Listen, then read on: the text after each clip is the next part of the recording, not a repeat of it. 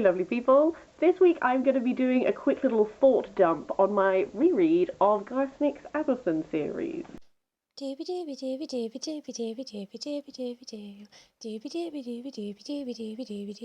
Vlogs. This series was one of my favourite series when I was a kid growing up. I vividly remember I bought this first book, Sabriel, in the Scholastic Book Fair that goes around schools and you get to like buy a book.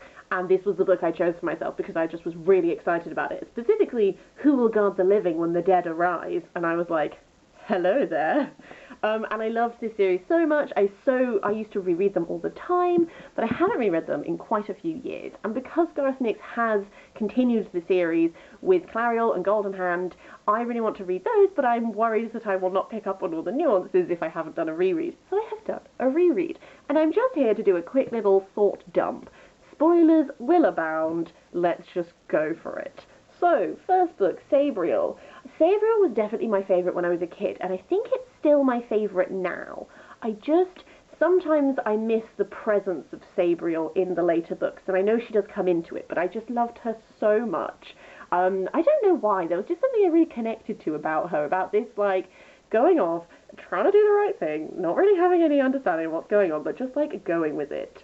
One thing I quite like about this book is that you sort of piece together the world as it goes on. There's not like loads and loads of text that's like, here is the world, there is this, and there is this, and then blah, blah, blah, blah.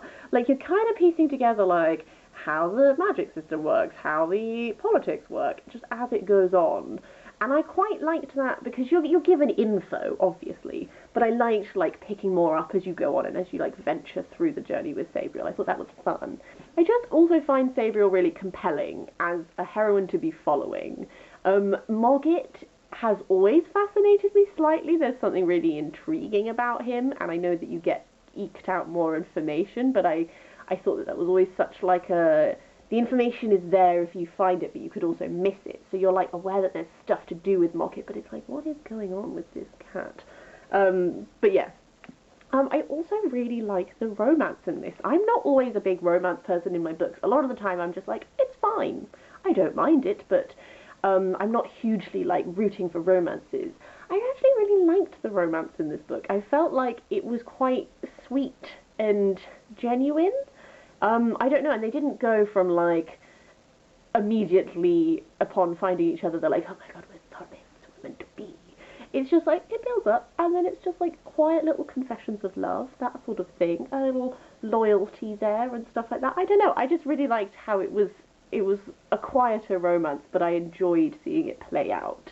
This has a bunch of pages turned down, because when I was a kid, I used to turn down pages of, like, the corners of my favourite bits, so I could reread them. And a bunch of them are just about Touchstone realising he's in love with Sabriel, so, you know, there's that.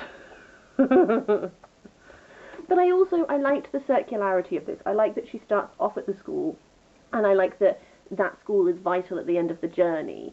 I don't know, there was just like a pleasing roundness to the narrative. I found the villain is intriguing again, and I quite like the villain. I don't know, this one held up for me. I really enjoyed reading it. That's vague, but hey. Moving on to book 2, Lirael. Lirael I struggled with slightly more than Sabriel. I really liked Lirael's portions of this. I did not enjoy as much Sam's portions of this, and I don't remember feeling like that when I read it as a kid. There was also a lot more of this that I couldn't remember. I could remember quite a lot of the third book.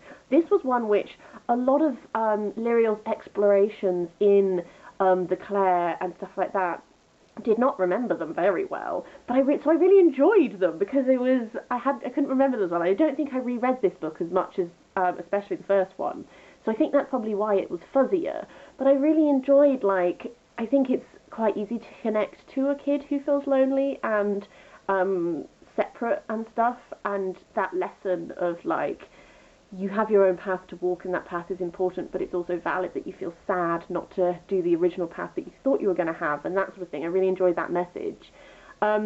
The whole first portion of this where, like, they're just, like, frolicking around the Claire's thing, I was worried that I'd be impatient for us to, like, get into the meat of the topic, but actually I really enjoyed those because it was, like, this sense of discovery and these interesting concepts and, like, a slight building tension because you know that something's going on, but you're also like, watching Lirael like grow and become more competent and stuff like that, and I really enjoyed that.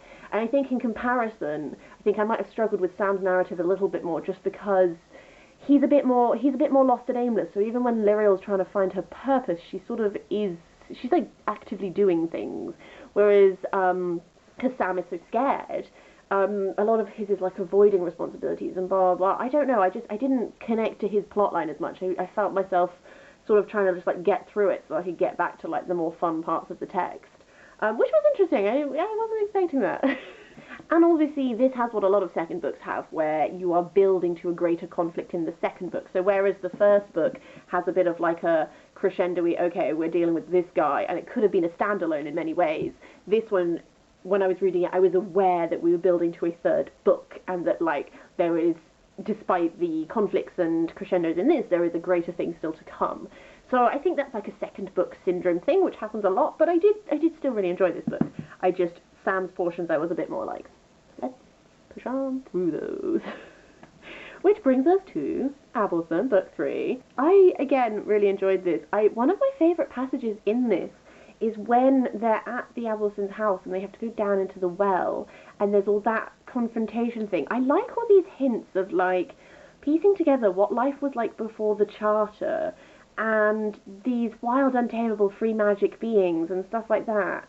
I like all of that. Sometimes I was surprised by how, like, some bits of these books are quite creepy with the dead and stuff, and I was like, oh, Charles Sophie really didn't retain, like, it didn't bother me as a kid, and I'm reading some of this and I'm like, oh wow, yeah. Apparently I just went with this as a child, okay.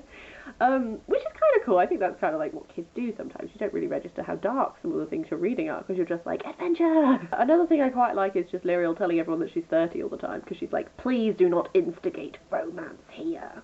Back to this actual text. I mean, I think I like Sam more in this book than I think I did in the second book, because Sam has now found a purpose that he can like work towards, and I enjoyed that. I know there were hints given, but I enjoyed like understanding a little bit more what like that sort of like war making thing means. And then also like Lirael finding herself. One of the oh god, the moments I turned down in this. I'm just going to read it to you. It's a sort of good and sort of sad. Good because I am an Abhorsen, blood and bone, so I have found where I belong. Sad because all my life before was about not belonging, not being properly one of the Clare. I spent so many years wanting to be something I wasn't. Now I think if I could become a Clare, would it have been enough for me? Would I simply have been unable to imagine being anything else? And then also the message from her mother and stuff like that. Those like 2 pages turned down right next to each other, because those are 2 of my favourite moments.